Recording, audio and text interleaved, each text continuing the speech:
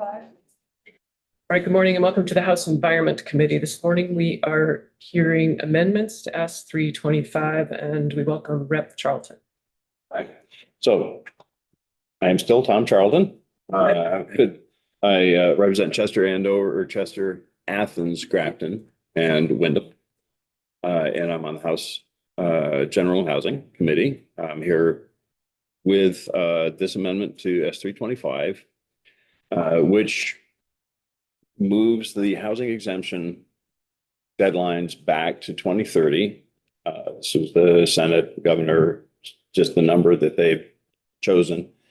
My reasons for doing that are out of concern for timeline and capacity, particularly mid-size communities, mid-size developers, smaller communities. The housing situation is still critical. We have heard some testimony from DHCD, VHFA. The dials in terms of housing starts are beginning to move, but they are not moving fast. The housing needs that we have really needed to be addressed a few years ago. We're really behind. We're behind on it, and the need for housing, I don't think I need to explain. I think it's evident enough. The desire to encourage it in the sensible sort of locations that we're designating in Tier 1 is a little more. It's a little more complicated, I think, probably now than it was a few months ago. And let me congratulate you guys in working through some really enormous and difficult legislation. We have had some enormous and difficult legislation in our committee. It's a huge lift. Thank you for doing it. The capacity and timeline issues regard both the municipalities and the developers. First, being that the municipalities are still waiting for, in some cases, the future land use maps to show which areas will be eligible. They then have presumably next year to step through the process of getting the approvals. They're in the smaller communities, and all of my communities are under 3,000 people. One as small as 400 people. They do not have the capacity to move quickly on this. They don't have the capacity. And Vermont League of Cities and Towns provides some technical assistance, which is great, but I don't know how many, they can testify better to this, how many communities they can give technical assistance to all at once is going to be challenging. From the small developer point of view, the amount of planning that goes into a project before it begins the permitting stage is enormous. If we look at multi-million-dollar, large staffed developers that are doing 100 units at a time, and they're in Brattleboro or they're in Williston, they have staff, they have employees just to handle all of this in-house. The smaller and mid-sized developers are the ones that we really need to rely on in the mid-sized communities. They don't have staff to fast track this stuff. And by the time the land use maps are available, the municipalities have stepped through the process of applying and getting permanent approval. That's when the developers are going to start to go out on a limb. They won't go out on a limb with resources and with time until they can see a clear path all the way to completion, and neither will the financiers. So we are, and just for disclosure, I am in the construction trades. I build post and beam frames, just the frames. I'm a subcontractor, and I have never seen a multifamily post and beam. I don't think this is going to be something I'm involved with, but I network and exist in that community of mid-size developers. From the time the maps are done and the permanent exemptions are in place, they still have to determine if the land is available. They have to acquire the land. If they determine it is viable to go ahead, they still have to do their market analysis. They still have to do all of the local permitting. They have to do all of the financing, which doesn't happen overnight. And depending on who is part of the financing stack and whether or not it involves federal funds, all of the permitting and all the design criteria get much more complicated. They have architects, structural engineers, and so on that they work through. It can take 10 years to do this. We're involved in a subsidized multi-unit housing project in central Vermont that is just wrapping up now, that began the site engineering in 2010. They're just that complicated. My concern is that if we want to encourage housing in these areas, we need to make it very clearly more achievable than 9-lot subdivisions all over the countryside. Because the option right now for the mid-sized developer in a smaller community is still the 9-lot subdivision with single-family homes. It's simpler, it's more predictable. It's just much easier to do. In order to encourage them to take the option of multi-unit denser housing in the village centers, it needs to be very convincingly as simple. My concern is they're not going to take this if they don't know that by the time they start the design, they start the financing, they start the money, because it's all overhead time. You're paying people to do this. They're not going to spend any on it if they're not 100% certain. So my recommendation, in order to make the development we're looking for appealing in the areas where we want them to be developing and not spread out all over, the rural back roads, we need to make it clear to them that everybody is going to get over the finish line, or they're just not going to begin. And my concern is if they don't begin, we are not going to get the housing that we need. We're just not going to get it because the exemptions,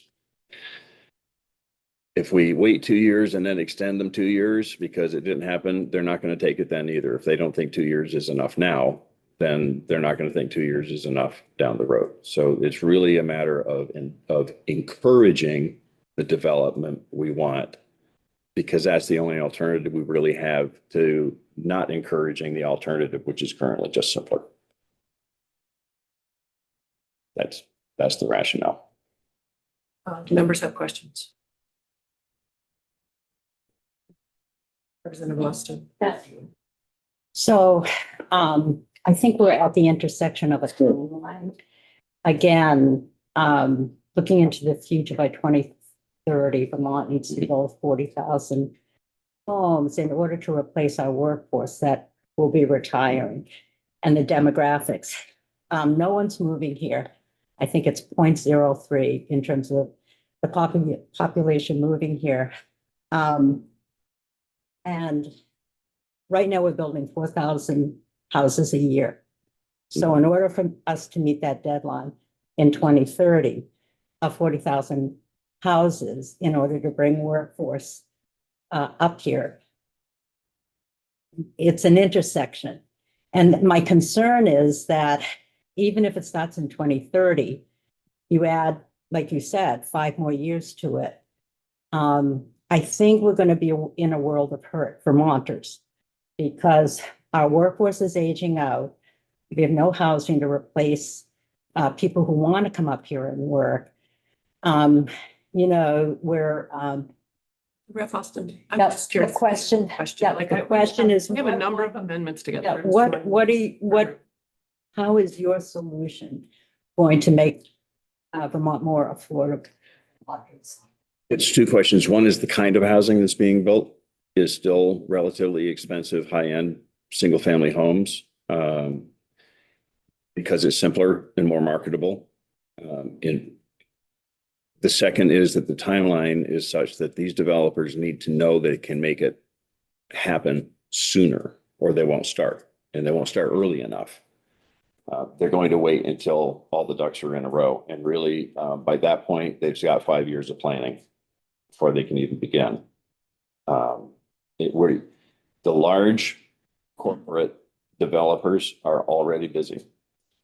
They don't have the capacity to build 40,000 homes. So we need the mid-size groups that can't take quite as much risk to be willing to do the kind of developing that we're actually wanting and do it sooner. Representative North. Yeah, thank you, Madam Chair. Just to make sure I understand, I think what you're sharing with us is kind of a new thought. When we talked about this before and pulled the dates back into 2028, we were thinking, oh, well, when we get to 2028, if we're not having enough housing, we'll just spend it out over 2 years. But what you're saying is if they don't have that certainty of a long enough runway, they won't even start now. They're fine, yes. And getting 2 years down the road to start then, if they only give them another 2 years, that's still not long enough runway. So they'll never get started. Is that what you're saying? Yeah, well, yes, because it's daunting and it's uncertain to start a project of this length and complexity. And if a 2-year runway doesn't give them the confidence to do it now, then another 2-year runway isn't going to give them more down the road. I don't know. And I don't know what testimony you've heard, if it's going to be harmful to extend those deadlines till they're just, till the temporary exemptions just aren't necessary.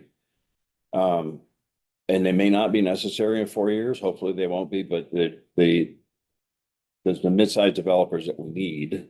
The if question is enough to make them hesitate to deal with the housing that we want. Thanks for having this conversation with us. I'm curious. So what I'm hearing is a theory, and it makes it's logical what we just shared. What I'm curious about is sort of the evidence behind it. So if we set up this 3-year period 2 years ago, did we see a lot of mid-sized developers decide that wasn't a long enough runway? Did we see a lot of projects get going? Do you know people who have said, oh, I would have built this except for the fact they were expiring in 2027? No, yes, and mostly anecdotally, I would love to say, yes, I've had 500 conversations and 300 of them said this. Even VLCT does not have specific, they're finding it hard to find actual data, numeric data. What I am finding is that, 3 years ago, it was contingent on temporary exemptions awaiting the land use maps. They weren't confident enough in the temporary exemption to start, because they're not going to have shovels in the ground in 3 years for multi-unit dense housing in a village center. It is just way easier, and there's a lot of demand for single family high-end homes and 9-lot subdivisions. So as long as the developer can look at that option and say that's simpler and more predictable, that's what they're going to opt for.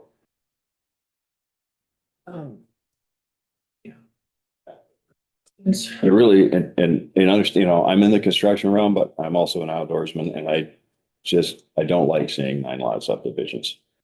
I don't. Yeah, I think you make a good point about the 9-lot subdivisions, single family homes, especially the higher end homes that seem to be occupying a lot of the capacity we have for construction over the last few years.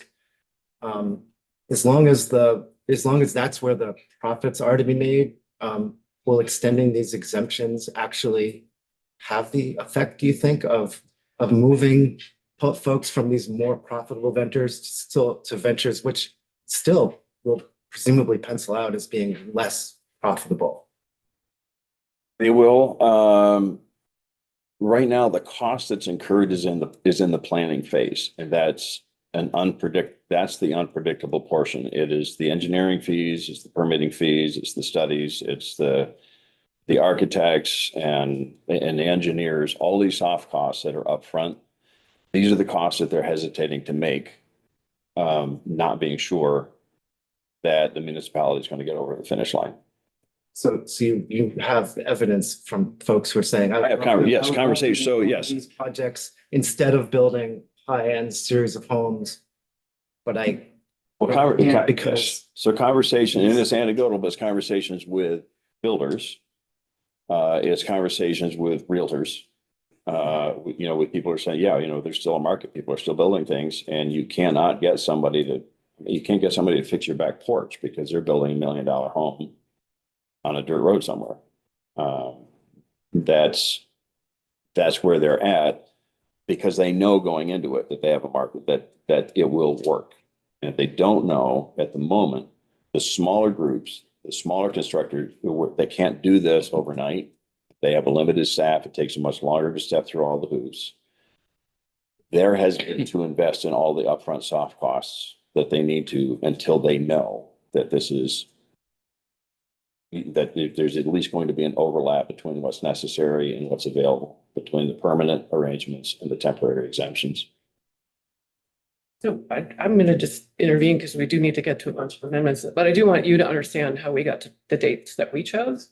And so the Senate did send 2030 for the exemptions. In large part, I heard because they were the tier 3 and road rule were going to 2030. And when that went away, we looked closely and we listened to a lot of feedback. And I would say part of the feedback is from towns who aren't so sure about wanting, we don't know if the towns want these exemptions to continue. We don't have data on whether they're actually building workforce housing that we need, where we need it. And by going to 2028, it represents 6 months or a year extension to those exemptions. It lines up with our future land use mapping with a year for towns to opt into tier 1As and 1Bs. And it gives us time to hear back from ACCD, like what kind of houses are being built? Where are they being built? That's part of what's in 325 is a report back. Recently, you may have seen in 7 days, UVM has studied what is building more houses doing for us? And their evidence showed actually it was pushing houses up, the prices of houses up, not down, because of other forces in the real estate market. So I feel like the 2028 is, it's a compromise. It says, okay, let's give this time to play out. Let's collect data. Let's see if it's building the housing that we actually need for folks who are going to live here year round and work here. We don't have that data yet. And so I guess I would just say, when we get there, the way these exemptions work is you just have to have your foot in the door by the date of expiration. So it's a pretty generous exemption. So really functionally continues beyond the 2028 date. So I guess I would say, I appreciate that you're here and thinking about this, but that's where we got to in our thinking. Okay, no, I understand that. I think by the time we have data to know if it's working, we're not going to have time to build the housing, and it's getting built in large areas, but not at the pace we need. Right, thank you. Okay. Yeah. So we'll hear from her next. I think we don't need to hear from Ellen on date extensions unless folks feel like they need to walk through date extensions for the housing exemptions. I don't think we need to do that. Relatively short, yeah. Like what I would ask Representative Olson is just tell us the problem you're trying to solve, and then we'll walk through with our ledge council. Thanks very much for having me. Herb Olson, I represent Bristol, Lincoln, Moncton, and Starkspur over in Northeast Addison County. A pretty rural part of the state. And I understand with this amendment, which I hope has been circulated, it focuses on the provisions of Title 24 that talk about the definitions applicable to municipal planning and zoning and regional zoning. And it focuses on the smart growth provision that you added into those definitions. And I understand that I'm kind of swimming upstream against pretty, a current, probably swollen by some of those rains we had yesterday. But I thought it was important to bring to your attention another perspective. Smart growth, I think, is something that has gained a lot of traction and is popular. It's one vision for Vermont. I don't think it's the only vision. And I'm kind of worried about how this is going to play out. You need to tell us what you're doing here, because this is really an amendment that just talks about sections in the bill. So what definitions are you proposing to swap out? Just like, if you don't mind. Oh, I thought you wanted me to talk about what purpose of the bill. Yes, I didn't know that, sorry, but this one, like, there's no way to understand the amendment by just looking at the amendment language. So if you. Oh, I see. You're.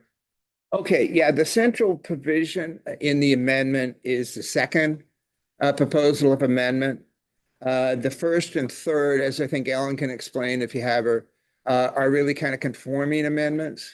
The second amendment proposes to add a definition to Title 24. I forget the exact chapter, but it's the definitions that govern municipal planning and zoning, and regional planning and zoning.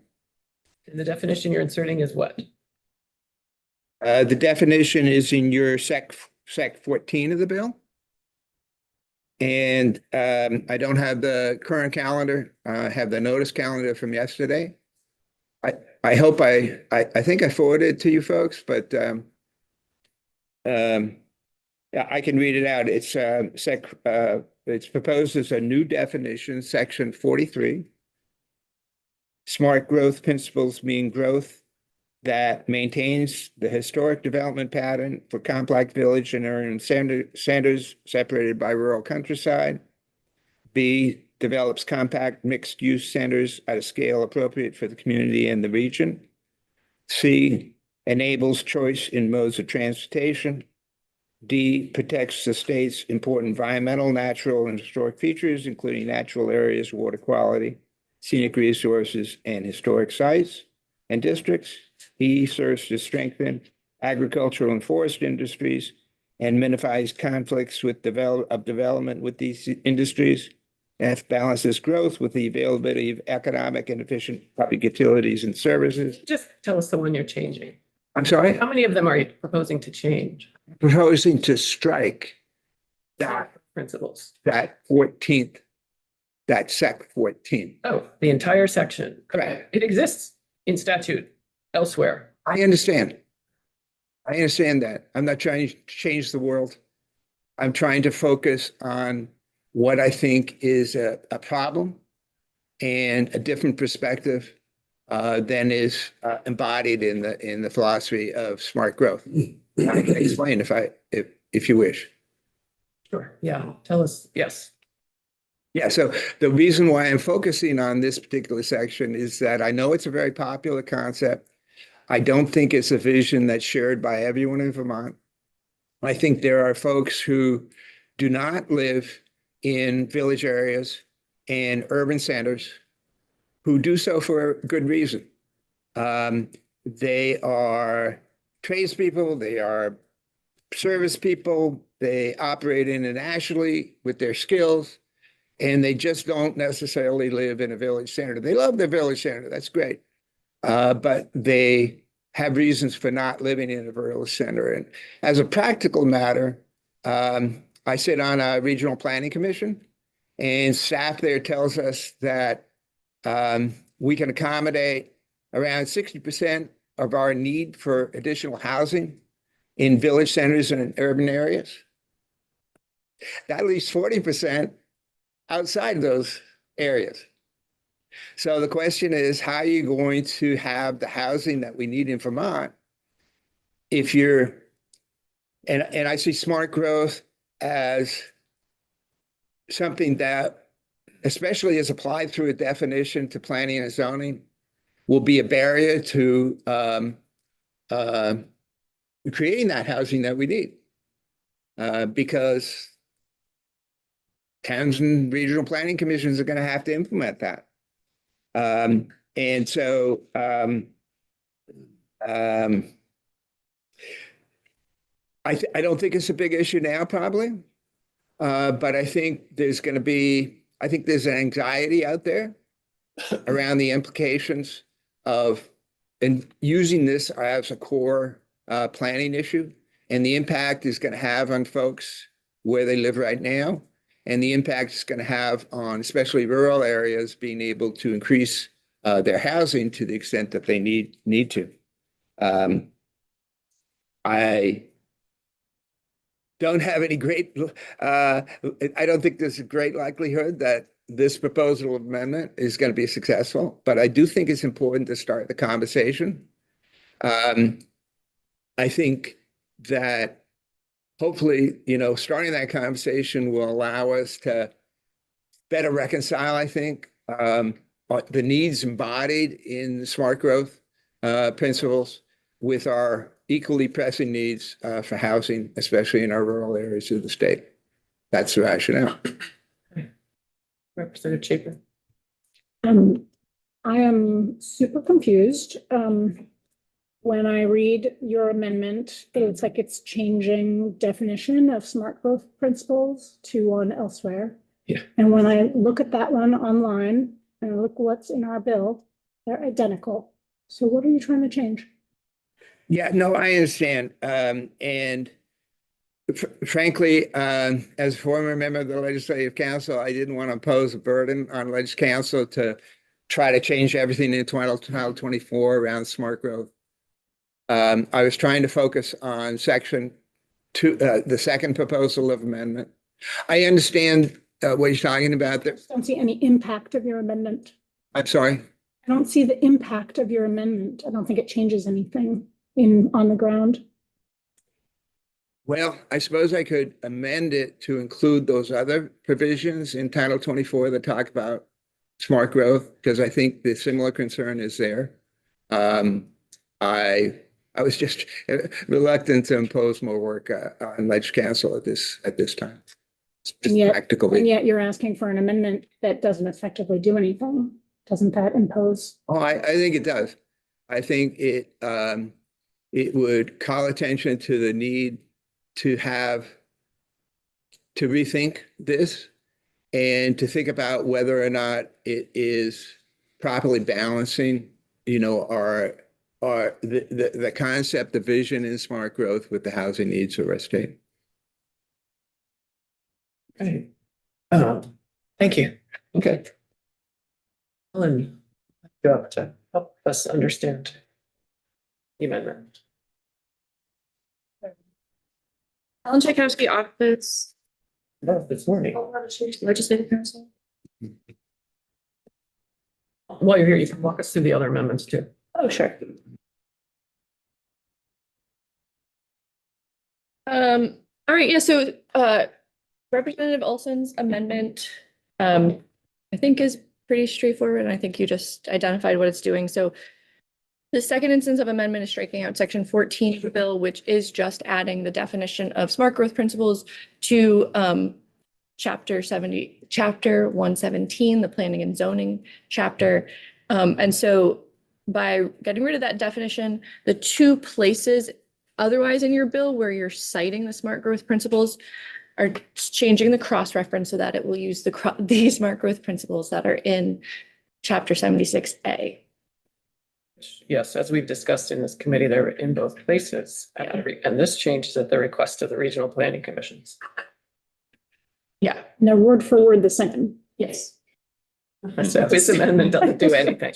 Okay, that's a mystery. Maybe there'll be more. Okay. Representative Charlton's, I think you all have. And then, so you also have Representative Burdett's amendment. Perfect. Let's go there. Sure. So Representative Burdett's amendment is adding a new section to your bill, which would amend 10 VSA 6034, the Tier 1A area status requirements. And so this language would be amending one of the requirements regarding staff. So as you'll see down in line 12, the municipality has to demonstrate to the board that it has each of the following. Municipal staff, and it's adding regional planning commission staff or other contracted capacity adequate to support coordinated, comprehensive, and capital planning, development review, and zoning administration in the Tier 1A area. So currently in this, for the Tier 1A area, a town that's applying for it needs to just demonstrate that they have municipal staff adequate to support their planning and zoning program. This would be adding additional specificity about including regional planning commission and other contracted capacity. So it's just inserting this new underline. It's Yep. not taking anything up yet. Correct. I think seemed like that was our intent. So I did want to just flag for you because we hadn't talked about this in a while.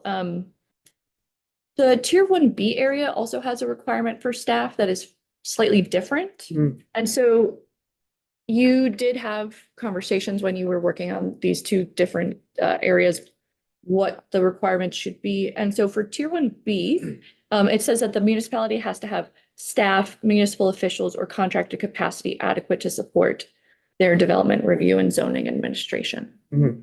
So you were working on Tier 1A at the same time, and they have different staff requirements, you can consider having them match or consider this program. You haven't talked a lot about this particular section recently, though. Could you read the 1B again? This is 6033, subdivision C6.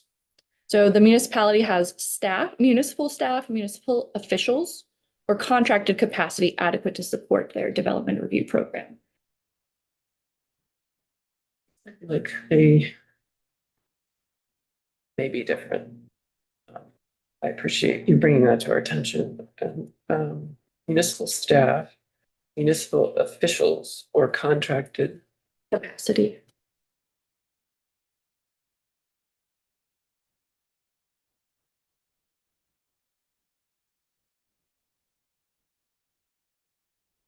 Yes, I saw that. Okay, that's great. Thanks for bringing that to our attention. And since Representative Burnett just joined us, we'll let him take the stand and tell us the problem he's trying to solve.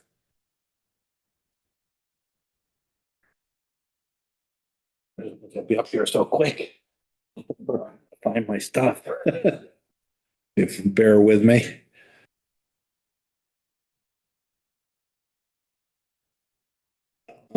I think Kat sent everyone or put it on your website, a copy of my amendment. We just walked through it with legislative council. Oh, you did? Okay. Yes, we're up here on what you're doing. We're just giving you your moment to tell us why you're doing it. All right, well, the big reason I'm doing it is with the tier one, with planning commissions, larger towns will have the staff. The way I understand it, the law is written now is that you have to have people on staff to handle, any of the processes you go through. And what the amendment does is allows towns to hire contractors, so they don't have to hire full-time staff, which is gonna, for a small town to hire a staff person for a planning commission. I don't know what it's gonna cost them, $60,000, $70,000, $80,000 a year. And they would be able to realize substantial savings by contracting the work out. And one thing that I checked on before I came in is that I wanted to see where the league was on this, and they're in full support of it. So. Thanks for that. Actually, and Ellen brought our attention to 1B, which does include similar language to what you're proposing for 1Bs. I guess now it's reminding me the reason we had the municipal staff requirement for the 1As is that it's considered, when I think about the 1As, it's that they are taking on an ongoing development review and permitting process. They're not they're responsible, and we've softened it a little bit in 325 for them to only take on Act 250 permit, for example, requirements for projects as they applied for a change, not taking them on all at once, like originally contemplated. So I guess the concern for me would be, we're not just talking about like a housing development like we might be in a 1B, talking about ongoing municipal development review of all developments, commercial and housing, all of it. And I think that's why we focused on the need for the municipal staff being pretty constant in it, or not pretty constant in a 1A area. Right. I guess a question I would ask is, you folks are a lot more familiar with this than I am, but there'd be some towns that wouldn't need that, depending on the projects they have, and would they only need to hire a contractor for a short period of time? If a town, was a developing town, where they were growing, it could probably be justified to hire that staff. But is there going to be some towns, maybe a town in the kingdom, that isn't going to have a lot of growth compared to a town in Chittenden County? Would it be beneficial for them to be able to just hire that contractor for a short period of time? It could, That's it. yes, I hear your point. But then I would also say then who's responsible for sort of, if the problem comes up in the future with neighbors or the ongoing, things that happen like with an Act 250 permit. I mean, when people apply for a permit amendment, there's often negotiations with the neighbors around to address the issues that were brought up the first time the development was reviewed. So I guess that town would have to recontract with someone to deal with that. Like, and it may work with regional planning commission staff. Representative Sakowicz. Yeah, I guess I'm just maybe a little unsure of what what this amendment is doing in terms of, this is really all about the tier 1A, which has always been expected to have been, applied for by, a small handful of the very biggest municipalities in the state. And you seem to be referring to some of the smaller ones, which would presumably be under the 1B. And so I'm just not sure we're solving a problem by changing this language, and we would just instead be telling the bigger towns, the very biggest towns, that they don't need to have their own staff to work on this, when the idea was that they would have the capacity to actually do that. It seems like we would sort of be muddying the waters in terms of what the expectations are, in terms of how they would follow this. And this would be a permanent position, as the chair said, and would go on for long periods of time. And it does seem like it really does make sense for those small number of very large communities to in fact have permanent staff that to take care of these on concerns. And I agree with you, with the larger communities, that they're going to have the need to have somebody there all the time. And to hire a contractor, for the whole year, I'm sure is going to be more expensive than hiring, a position. Again, the smaller towns, again, talking with the league, that aren't going to have the ongoing projects like the larger town is, whether it's in Rutland or Rutland County or Chittenden, in Burlington and Chittenden County. It just isn't feasible for a small town to hire somebody. And yeah, they may have an issue where, they may have to rehire a contractor or, to answer some questions, or if there's a problem with a neighbor, or maybe the existing planning commission can handle that. That would be to be determined. I mean, the way the law is written now, it says you have to have staff. So are you really suggesting then that we should have envisioned tier 1A to apply to a much wider group of communities in the state than we did? Because it was always the case, I think from the very beginnings of these conversations, that tier 1A really was just about a small handful of the very largest places.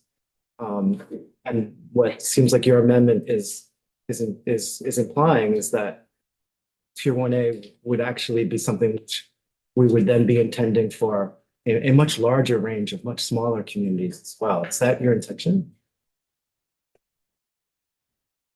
No, I guess my intention is just to be able to let the smaller communities hire a contractor, on a temporary basis, because they're not going to have, again, they're not going to have those ongoing, the ongoing growth that a larger community is going to have.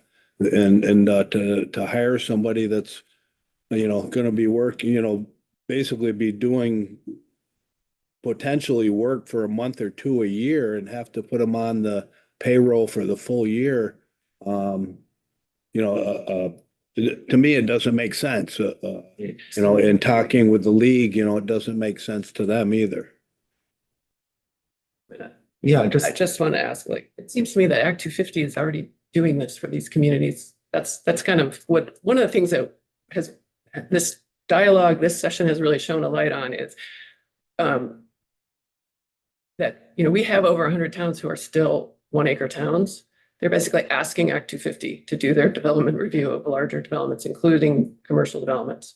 And then we have communities that have invested heavily in planning and development review. And the 1As really are imagined for those communities. 1B is to help the communities I think that you're talking about.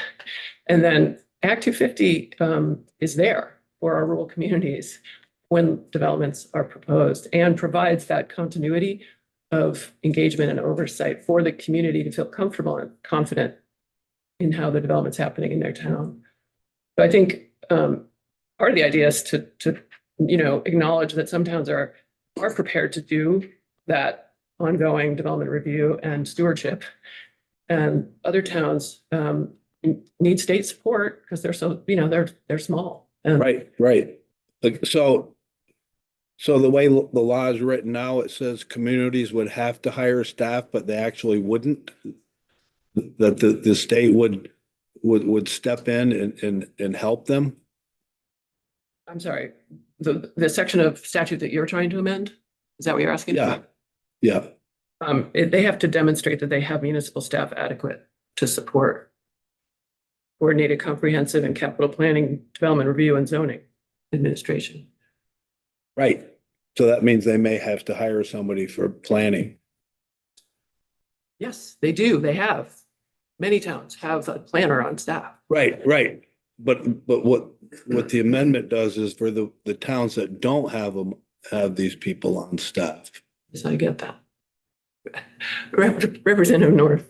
The way I read this amendment, Representative, maybe clarify for me, was that for the larger towns that do have municipal staff, they may not have sufficient staff to, as it says in the law, adequately support coordinated, comprehensive capital planning for this bubble of housing need that we have. It's a relatively short-term bubble. And they might have a planner, a full-time person, which is great. They need to have that for long-term continuity.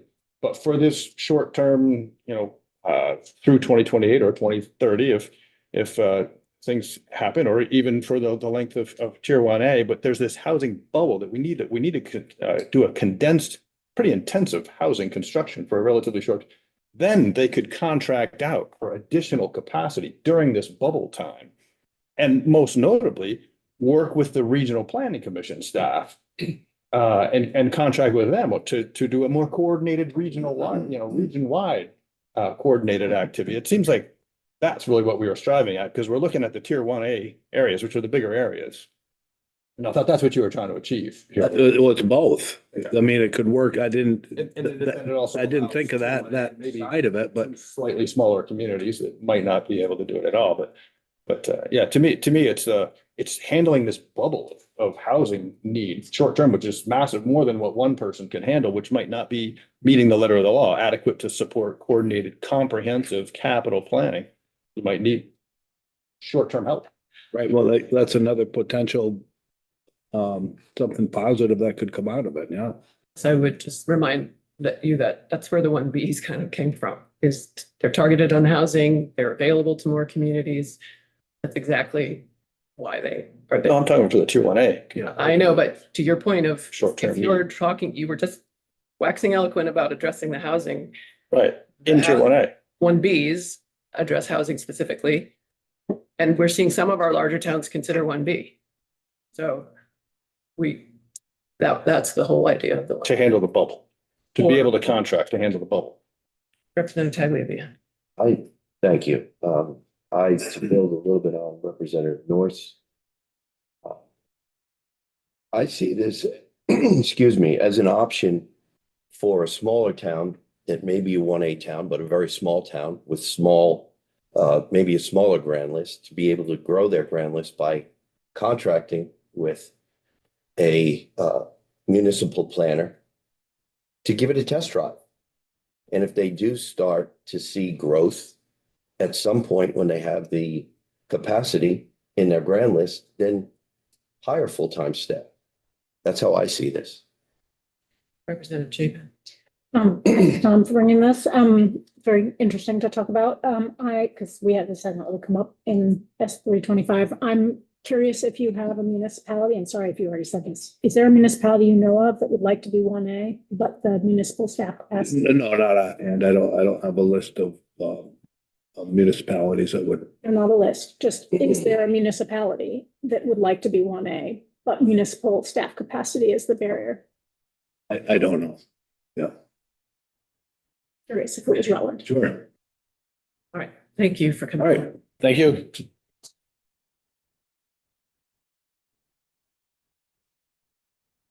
All right, Bert.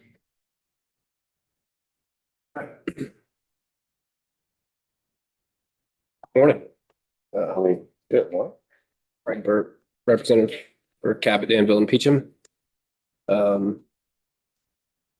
Did Ledge Council already go over my amendment? No, not yet. Okay. Then maybe I'll pass these around. We all, You got it? We have it. Okay, cool. Then I will. We got one of them. Yeah. Which one do you have? We have the accessory on farm business. Okay, I'll pass this one around.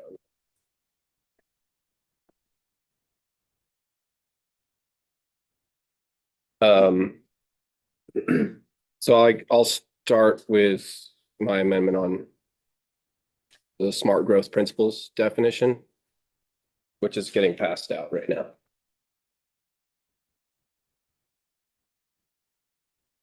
So the amendment I'm proposing regards section 14 of draft 8.1 of S325. Which was page 21, line 18 specifically. I'll start by reading the definition of smart growth principles. Smart growth principles means growth that maintains the historic development pattern of compact village and urban centers separated by rural countryside. B, develops compact mixed use centers at a scale appropriate for the community and the region. Part C, enables choice in modes of transportation. D, protects the state's important environmental, natural, and historic features, including natural areas, water quality, scenic resources, and historic sites and districts. E, serves to strengthen agricultural and forest industries and minimizes conflict of development with these industries. And the list goes on with a few more parts to it, but I figured I'd just stop there for ease of describing the amendment. But so my amendment would change part E to read serves to strengthen agricultural and forest industries, including homesteading, small scale agriculture and forestry, and supporting housing, while minimizing conflicts of development with these industries. Why am I proposing this change? The legislator thought it important to make sure agriculture and forestry are strengthened by regional planning and municipal zoning decisions. In 24 VSA 4302, which is the section just before 4303, which has all these definitions of which smart growth principles was pulled into in this committee recently. In 4302, the purpose and goals section tasks municipalities and regions with, among other things, development undertaken in accordance with smart growth principles as defined in subdivision 279113. 279113 is the subdivision from which smart growth was pulled and placed into 24 VSA 4303 in this bill. It is clear that we want to promote ag and forestry, but the devil is in the details like anything else. I believe it is important that our municipalities and regional planners see that homesteading, small scale agriculture and forestry, and the housing that supports them are specifically encouraged. In the last number of decades, we have envisioned our farms and forestry operations in a medium to large scale. Typically, these would be 100+ acres in size. But historically, Vermont has seen plenty of small farms that operated on smaller plots in what is considered homesteading today. Many upstarting farm businesses rely on high-intensity practices on smaller parcel size in order to reduce startup costs. And in some cases, with greenhouses and modern intensive practices, such as high-density fruit orchards and rotational grazing, farmers are able to continue on small parcels and stay viable. We need to make sure that the planning of tomorrow for development encapsulates farming and forestry at all scales, and recognizes the need for on-site housing. I know firsthand the value of living directly on our farm, whether for organic farms, integrated pest management systems, permaculture, or holistic animal husbandry. Maple sugaring or small scale integrated woodlot production, it is essential to be able to monitor and work the land at all hours of the day. Living on site is the only legitimate option for this type of work. Any farmer will tell you this. I strongly urge the committee to support my amendment, as not all municipal and regional planners understand the nuances of small scale agriculture and forestry and the need for on-site supporting housing.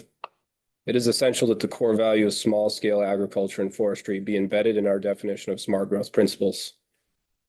Thank you for your attention to this.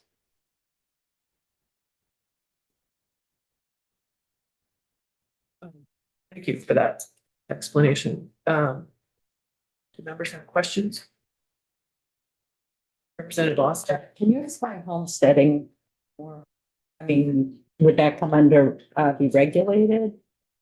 So I did a little bit of research and I don't believe there's a definition of homesteading after I put this amendment together in our statute. And I think that it's important to actually create that definition, if you ask me, because I think it's such a vital part of our communities. So I think alongside this, a definition of homesteading would need to be put into our statute.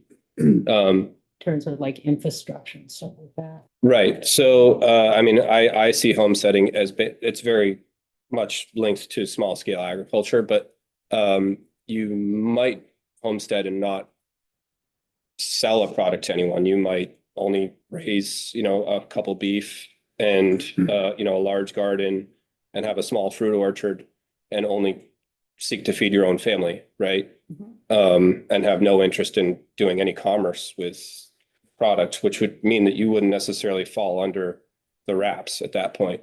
Required agricultural practices, and which requires $2,000 worth of farm income, Schedule F, or at this point, four or more acres of land. I think that might be getting changed in the municipal bylaws that we're working on in our committee. So you may have no interest in being considered a farm by the definition of our statute, but you might, like many people, be interested in raising your own food.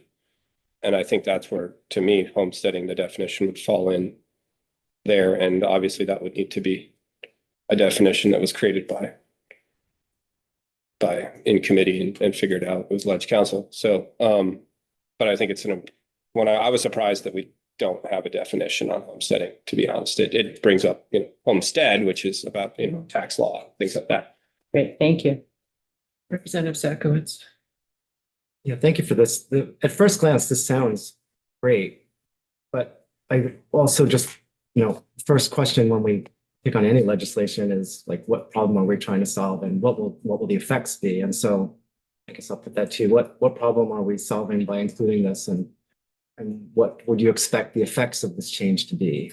Yeah, so I guess the problem I'm trying to solve is actually in the definition of smart growth principles itself. If you go a couple lines down, which I could bring up, it talks about outside of urban centers or downtown areas that basically discouraging development that's land consumptive, which really a homestead in a sense is land consumptive. Small scale agriculture happens on 2 to 10, 15 acres. So if you want to have a house and surround yourself with your farm, you need somewhere between 2 and 15 acres. Well, if a regional planner is looking at that and not considering, if all they're looking at is a definition that includes agricultural industry and forest industry, someone who's homesteading or doing small scale may not be, is that industrial? Is that at a scale? What scale are we talking about? And if it's land consumptive, then it's actually discouraged in the very definition that we have here.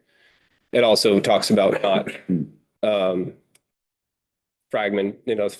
discouraging the fragmentation of forest and farmland. Well, not everyone is looking to have a 100-acre farm now. There are a lot of people who are looking to have a 10-acre farm. That's it. That's all they have the money to afford, first of all.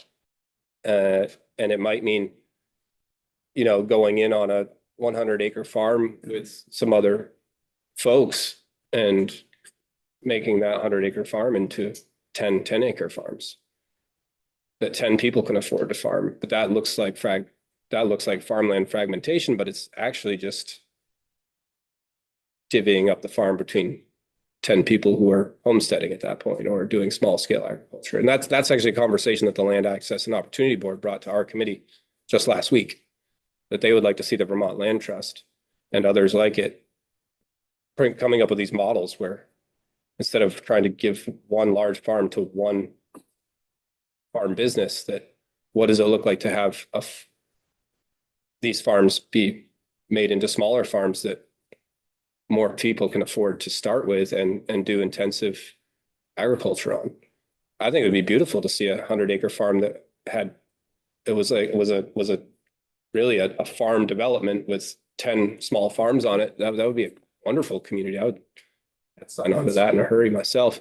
So I just want to make sure that in our definition of smart growth, this isn't really, I don't, maybe you can find where this might have some detriment to the development of our communities, but I feel like if there's no harm in just making clarity that, agricultural and forest industry includes these things that, that otherwise are actually discouraged lower in the definition, which I think, so there's, in any definition, you have a push and pull, especially on development of, we want to push this way, but we also want to make sure it doesn't go too far that way, or, and I think in this case, you want to discourage the, fragmentation of farm and forest land, but we'd also want to make sure we're not discouraging small scale farming in that process.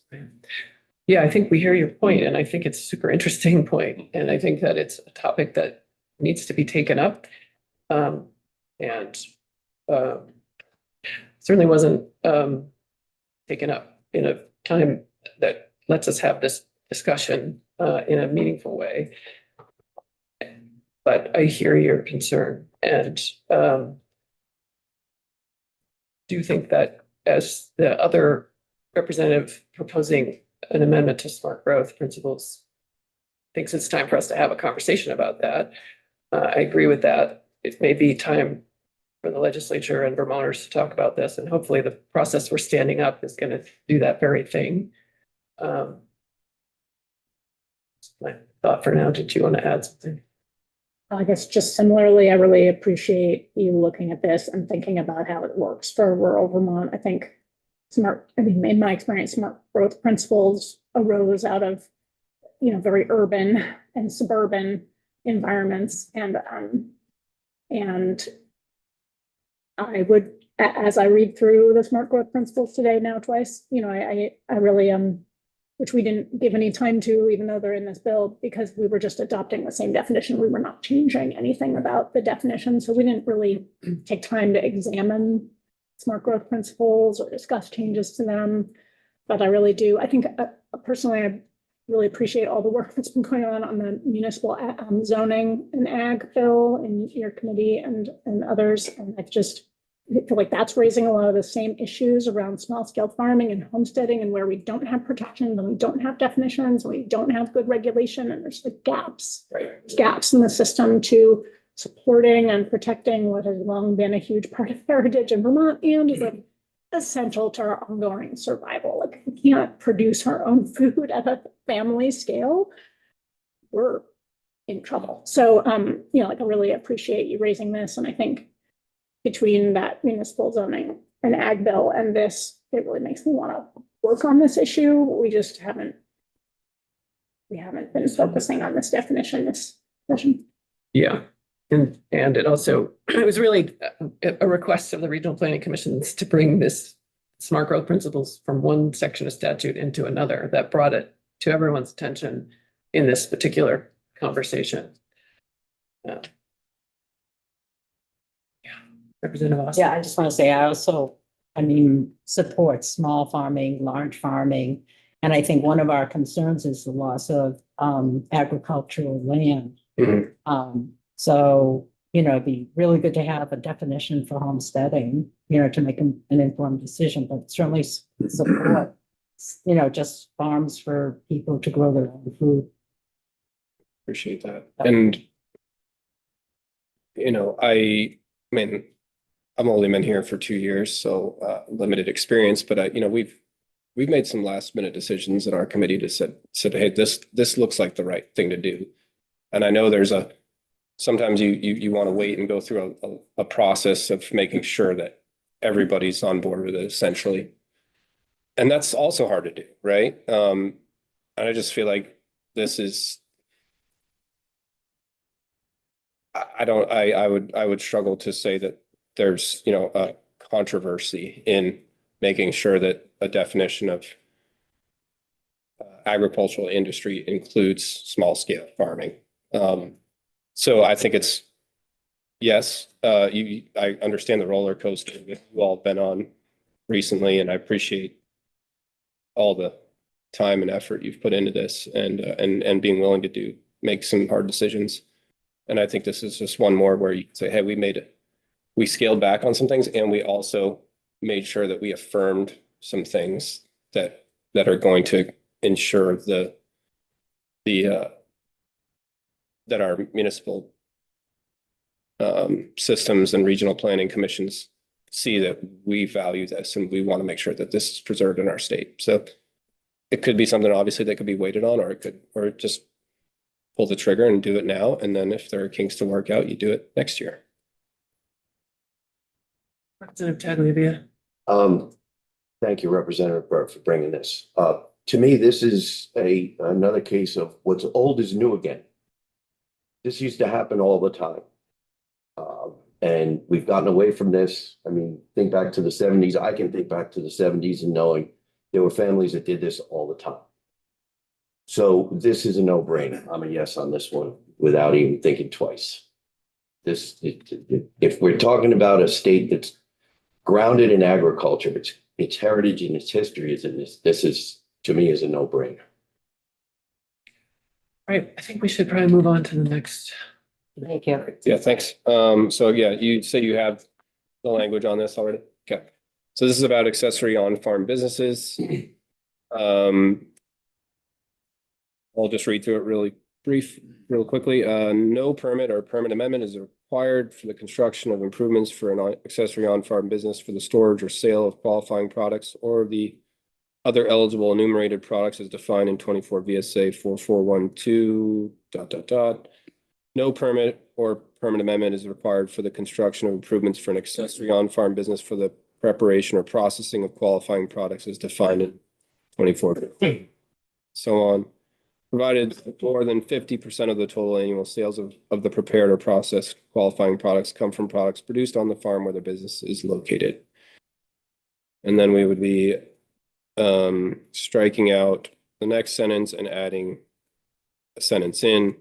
No permit or permit amendment is required for the construction of improvements for an accessory on-farm business for educational, recreational, or social events that feature agricultural practices or qualifying products or both.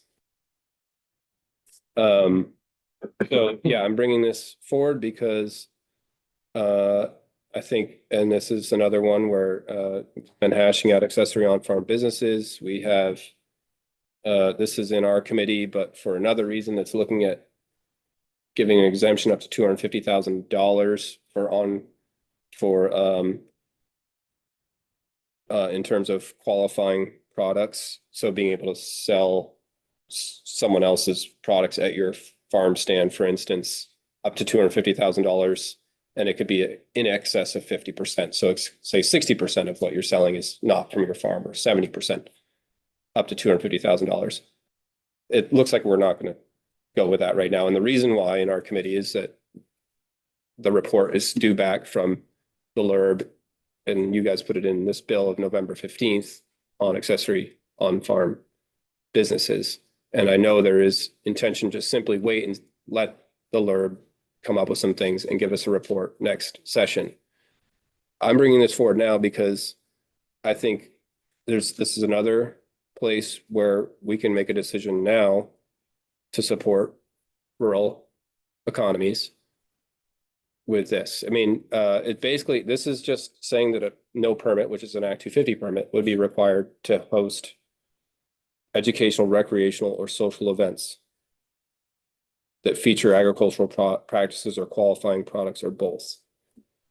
This does not take away the ability of a municipality to regulate those things. So municipalities can regulate this, just saying you don't need an Act 250 permit in order to do these things on a farm, from my understanding.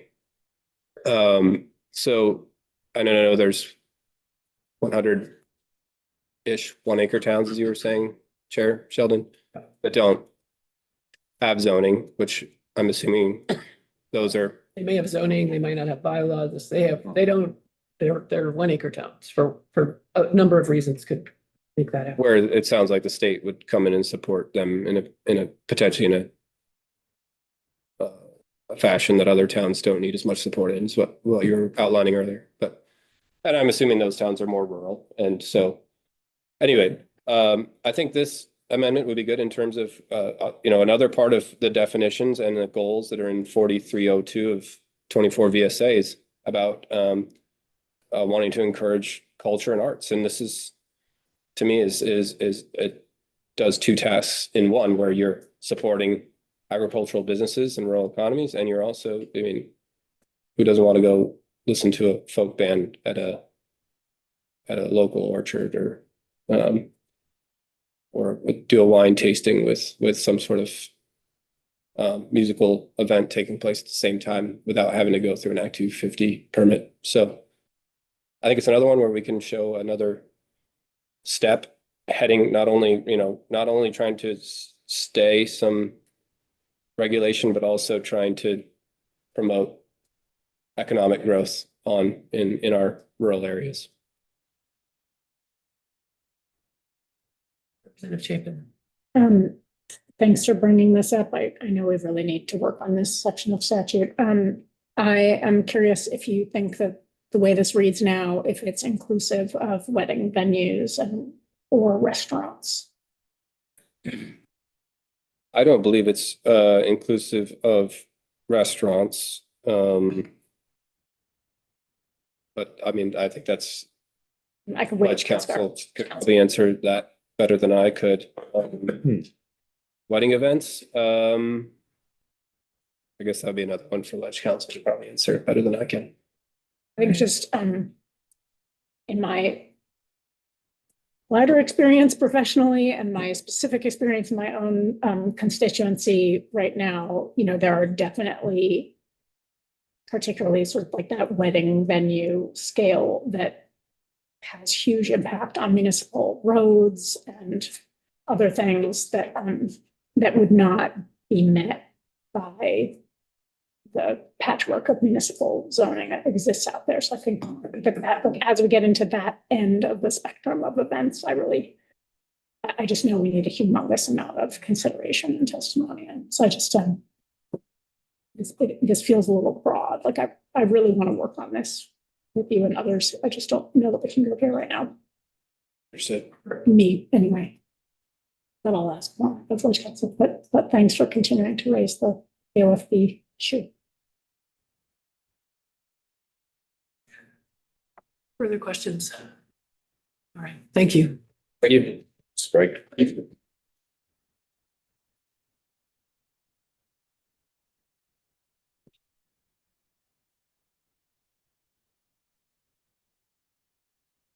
Anyone else, please? I want to ask the Office of Legislative Counsel. So I had Kat post a version of Representative Burnt's First Amendment, or the Second Amendment, the one about the smart growth principles, with highlighting, just to show you that he is only adding a few words to the existing. It's not a full rewrite of subdivision E, just adding an additional inclusion of some language. So I've had that pointed out. So on that one, so on the smart growth principles one, so it's adding just to subdivision E, the phrase including homesteading, small scale agriculture, forestry, and supporting housing while minimizing conflicts with development in these industries. I don't know if you had any specific questions on this one. Representative Chapin. I think our specific question is, what could be the unintended consequences of this? Actually, I might step back and so right now, we brought this up too many times, but it's in two places in statute. It's in the community investment program section of statute. which is set to, well, the community, the previous one, the designation programs section of statute, which will sunset quite a ways out. But this planners wanted to bring it into this section of statute so that it stayed current despite the sunset, despite whatever happens with that, so that people were aware of it, and people are more aware of it now. Do I have that right? I just wanted members to understand the lay of the land, why it's in this bill, and that it's also been a foundational piece, I think, of the community investment program for a long time, Department of Housing and Community Development program started in many ways this conversation we're having today about Act 181, quite frankly, and the changes that we are debating. So that's a place to start with potential unintended consequences and how it plays out in other existing programs. But please go ahead and then answer that. Just, yeah. Yeah, I think that was an accurate summary that the smart growth principles have been in 24 VSA Chapter 76A, the state designation program, for quite a while. And it is a requirement that when towns apply for these designated areas, that they make sure that they're the areas and the features of that area and the planning around it include the smart growth principles. And so, yes, currently that statute is set to sunset in 2034 when the designation program is supposed to be replaced with the community investment program. So the community investment program statute itself didn't bring the smart growth principles into that statute, but it does incorporate them from the prior existing program. The regional planners were concerned that there would be a gap, and so they proposed to add it to Chapter 117, the planning and zoning chapter, and then include a couple of additional references to it in both the regional planning statute and the community investment program statute. So yeah, this is a set of principles that is used as part of the planning process for both the regional plans and municipal planning, but also for these designated areas. And so this amendment, so I guess you could just, a slight unintended consequence is that this definition, if you accepted this amendment, would then not match the one in 76A. So you would consider maybe if you wanted to make sure that they continue to match. I am not super familiar with how the planners go about incorporating or addressing each element of the smart growth principles. So I'm not sure I can think of any immediate unintended consequence, but it's not necessarily my expertise. Further questions for Ellen on this amendment? Representative Voss. That's just the homesteading definition. How do we understand when we say homesteading? What does that mean? I don't know. And I have asked actually in this committee before, because I'm not aware of any definition of it and I'm not super familiar. And so I don't know if it comes up more in the agricultural committee's work. Are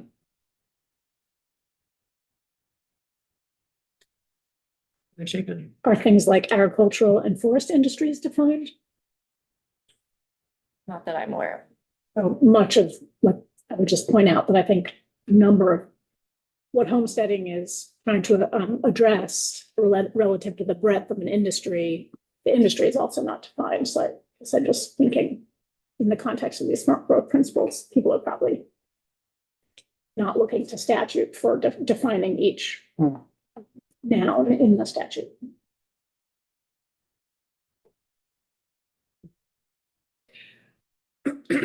Some sort of I'm not sure what it's doing to this item.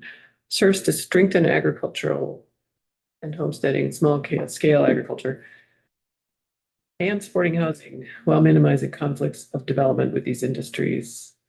That's a lot that I feel like all of the principles together are intended to address in many ways. Kind of not sure what this does to the other elements of the list and how they relate to people trying to use them. All right. Do folks have other questions on this one? let's look at the accessory on farm business one. Yes, so in the other amendment, it is just changing the third sentence in the accessory on-farm business exemption in Act 250. And so I think we may have talked about this recently-ish. So in 6081, the exemption section of Act 250, subdivision T was added in Act 181. And it has 3 sentences to address sort of the 3, in the definition of accessory on farm business, there's 2 types of accessory on farm businesses. And so there's 3 sentences to address sort of the 3 types of businesses that might fall under it. And so currently in statute, there is no specific Act 250 exemption for the hosting of educational, recreational, social events that are considered accessory on farm businesses. Part of this is that to trigger the need for an Act 250 permit, there needs to be construction of improvements. Not all events require construction. Some of them already don't trigger the need for an Act 250 permit. Some of the questions I heard you discussing, when committees have reviewed this type of accessory on farm business in the past, weddings or concerts may fit into this definition of educational, recreational, or social events, but they do have to feature agricultural practices or the qualifying products. So there has to be an agricultural emphasis as part of that. I think restaurants technically has fallen under the other type of accessory on farm business, which is the preparation and processing of qualifying products. Yeah.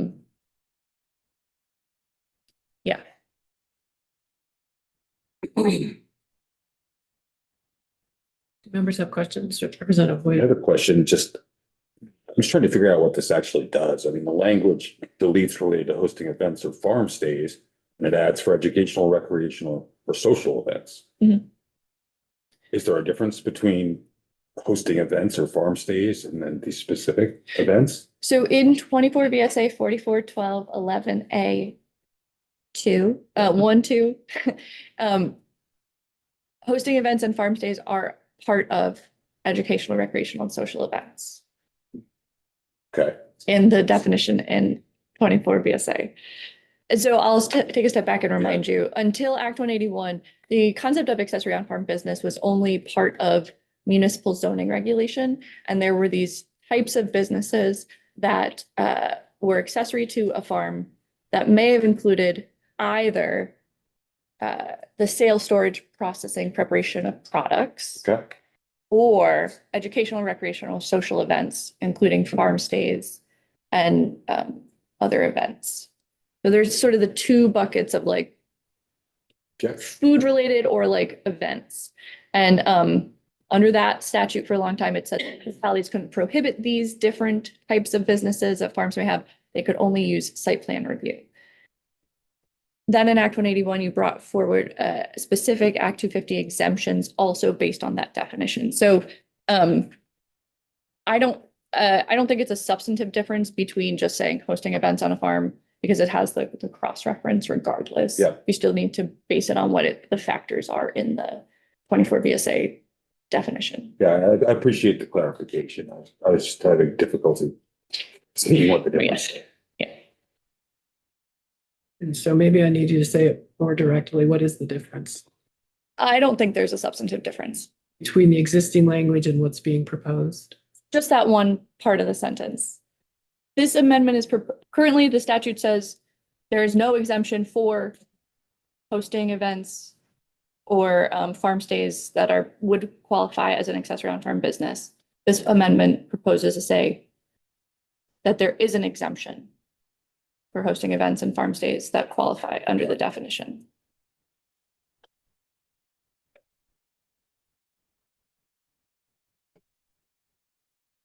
Chapin. But this amendment doesn't include farm stays. It does, because that very last part on 17 into 18, the definition in 441211A1, 2 includes educational, recreational, social events which includes As defined. hosting events and farm stays. Thank you. Sorry if that took us a while to get. No, this is a complicated area and I have to go in a minute, so I'm rushing a little bit. I apologize.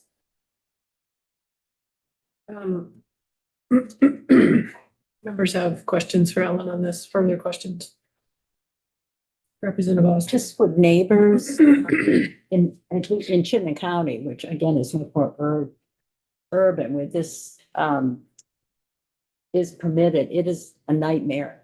Communities and select boards, I think, with the amount of complaints that they have to deal with in terms of noise, traffic, and lighting of, weddings that go on farms really late. And I'm just wondering, would the municipality be able to say, at 10 o'clock, things need to shut down? This amendment is not about municipal authority over those events. Okay. So municipalities, even with municipal authority and them doing that and saying that, it's still difficult to enforce, but, okay. Sorry, what was your answer? This amendment doesn't what? This does not affect municipal authority. So, under 4412, municipalities are not allowed to prohibit accessory on-farm business. They do have site plan review authority. So they are able to set some basic conditions. However, wedding venues, wedding barns specifically, may not in and of themselves actually trigger an exemption under accessory on-farm business because it does require an agricultural connection as part of that business. And that years ago, the debates that the legislature has had about wedding venues has included whether or not they are an agricultural business on a farm. Milk at the wedding. Right, or demonstrations. Yes. I do think there have been creative ways that people have tried to meet it, but they may or may not. Just being a wedding venue does not necessarily mean you get access to the exemption because you haven't met the definition. I just have one more. I'll make it quick, sorry, but so this section, you don't need an Act 250 permit for the construction of improvement, storage or sale of qualifying products or so it makes some exemptions, but it never exempted improvements related to hosting events or farm stays. Do you know why that was? It is. It seems like it doesn't, the other ones, it exempts it from like you're building like a farm stand, right? And then Right. this one says there's no exemption if you're gonna build a little concert stage or something. Yes. So, yes. That's probably a question for the legislative history. Well, and this committee worked on that. So I think perhaps they could also answer. The first exemption about sale and storage was already exempt under Act 250 largely because it qualifies for the definition of farming. Okay, yeah. And so then I do think this committee had a lot of discussion and debate about preparation and processing, which is like the value added step. Yeah. And that's why there's a qualifier on that. There has to be at least 50% of the products coming from that actual farm, Gotcha. as the statute currently says. And then the hosting events and farm stays is different than farming. And it already may or may not trigger an Act 250 permit. Yeah. Okay. And I think it gets complicated when you start talking about individual events. Thank you, Ellen. Thank you. Members, we're going to take a 5-minute break and then we have to go to an amendment on 223.